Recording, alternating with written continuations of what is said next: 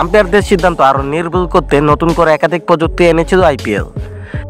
এছাড়াও কিছু নিয়মও করা হয়েছে আন্তর্জাতিক নীতিমালার সঙ্গে সাংঘর্ষিক রেখেই। তবু আম্পায়ারদের সিদ্ধান্ত গ্রহণে ত্রুটি থেকেই যাচ্ছে। থার্ড আম্পায়ারের সিদ্ধান্ত নিয়ে নতুন করে বিতর্ক দেখা দিয়েছে জনপ্রিয় ফ্রাঞ্চাইজি ৬৮-তে।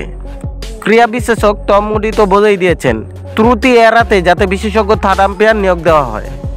বিতর্ক শুরু হয় গতকাল মুম্বাই বনাম পাঞ্জাব কিংসের ম্যাচে আম্পায়ারের দেওয়া একটি সিদ্ধান্তকে কেন্দ্র করে। ম্যাচটিতে থার্ড আম্পায়ারের দায়িত্বে ছিলেন নীতিন মেনন। মুম্বাই ইনিংসের ১৫তম ওভারে ব্যাট করছিলেন সূর্যকুমার যাদব। তার বিপরীতে পাঞ্জাবের pacer Arshdeep Singh wide yorker দেন। সূর্যকুমার লেগ সাইডে সরে যাওয়ায় সেই বলে নাগাল পাননি। সেটি প্রথমে হোয়াইট দেননি আম্পায়ার। ওই সময় মুম্বাইয়ের এক সতীর্থ ডাগ আউটে বসে ডিআরএস নেওয়ার ইশারা করেন ব্যাটারকে। পরে তাদের রিভিউর ভিত্তিতে আম্পায়ার সেটিকে হোয়াইটের সিদ্ধান্ত দেন। এই সিদ্ধান্ত সমর্থন করতে পারেননি পাঞ্জাব অধিনায়ক স্যাম কারান।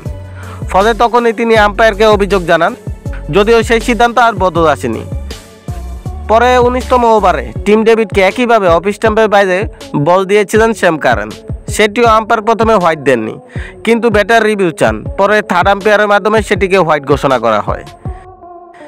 আম্পায়ারদের এমন সিদ্ধান্ত দেখার পর স্থির থাকতে পারেননি সানরাইজার্স হায়দ্রাবাদের সাবেক হেড কোচ টম মুডি, যাকে তিনি প্রশ্নবিদ্ধ সিদ্ধান্ত বলে মন্তব্য করেছেন।